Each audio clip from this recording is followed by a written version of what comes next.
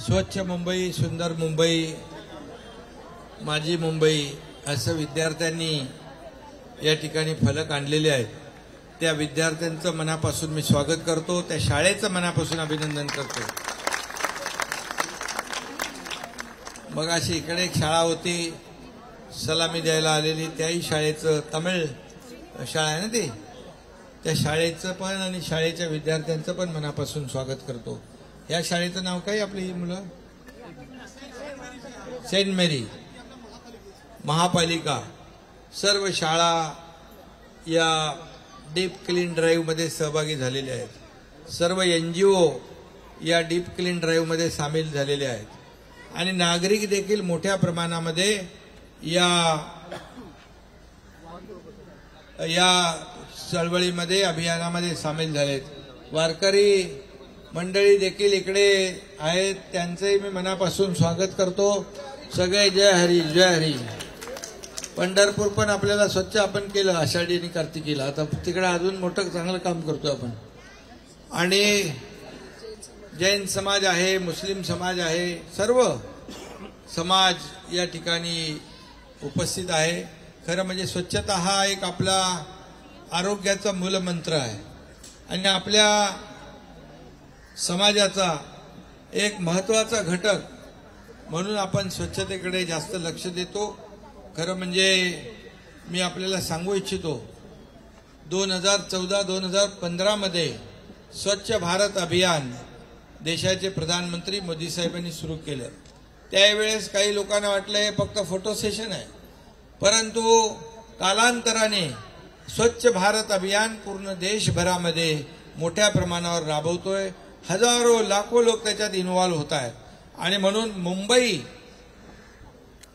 स्वच्छ, सुंदर, निरोगी, प्रदूषण मुक्त मुंबई आपल्याला करायची आहे आणि या सगळ्यासाठी आपल्या सगळ्यांचं सहकार्य अपेक्षित आहे.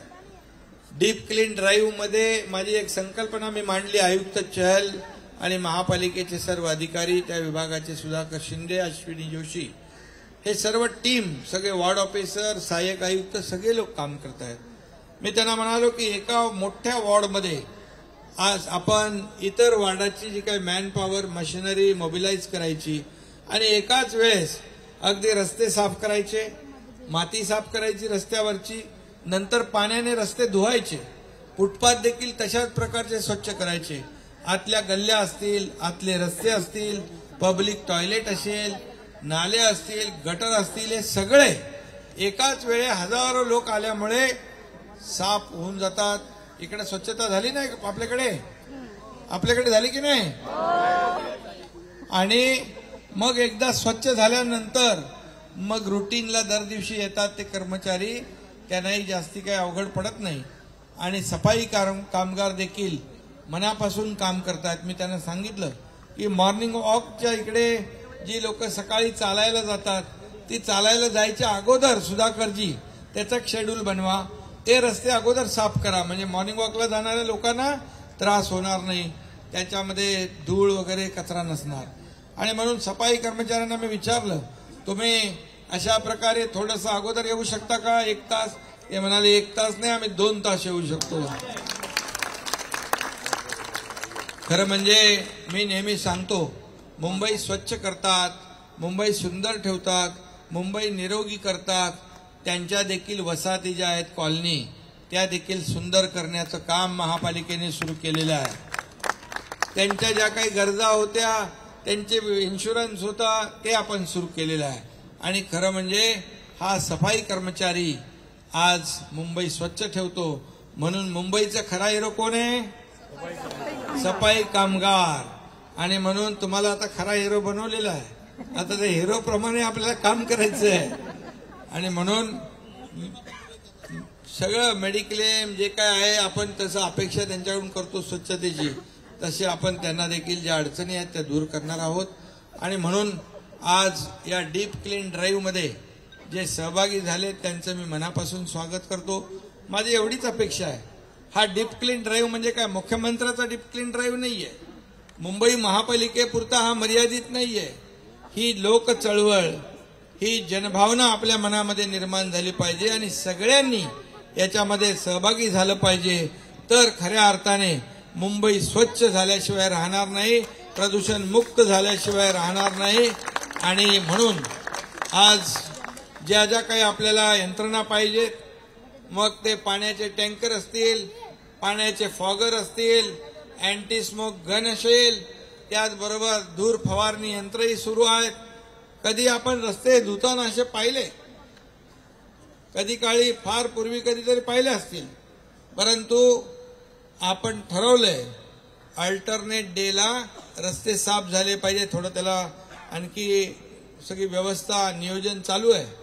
टँकर आपण भाड्याने घेण्याचा निर्णय घेतलेला आहे आणि त्यामुळे रस्ते साफ केल्यामुळे, पाण्याने धुतल्यामुळे आपल्याला हवेमध्ये धूळ राहत नाही, प्रदूषण कमी होतं. हे बघा, ही जी बिल्डिंग आहे त्याला देखील कव्हर केलेलं आहे, पण त्याची माती देखील बाहेर येता कामा नये. त्याला थोडं इकडून मोकळा आहे यशवंत या साईडने. ते सगळं काम करताना पूर्णपणे त्यांनी देखील काळजी खबरदारी घेतली पाहिजे.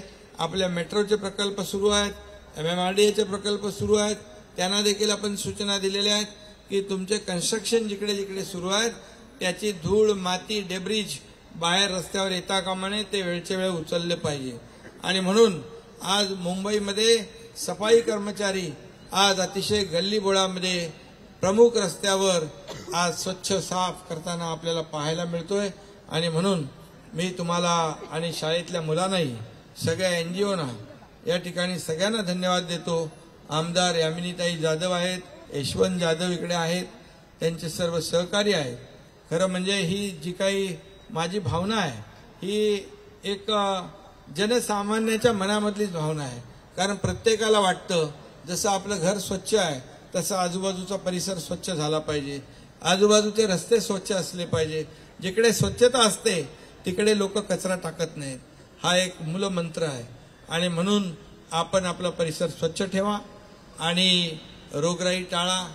कोविडचा देखील काही रुग्ण सापडत आहेत, परंतु घाबरण्याची आवश्यकता नाही, पण काळजी घेण्याची आवश्यकता आहे. आणि म्हणून सरकार समर्थ आहे. आणि आज असं मुंबईसारखाच हा पॅटर्न आपण टप्प्याटप्प्याने सर्व शहरांमध्ये राज्यभर राबवणार आहोत. त्यामुळे मुंबई पॅटर्न हा यशस्वी करण्याची आपल्या सगळ्यांची जबाबदारी आहे. आणि म्हणून मी पुन्हा एकदा आपल्या सगळ्यांना मनापासून धन्यवाद देतो, मनापासून आपल्याला शुभेच्छा देतो. जय हिंद, जय महाराष्ट्र. ABP माझा, उघडा डोळे बघा नीट.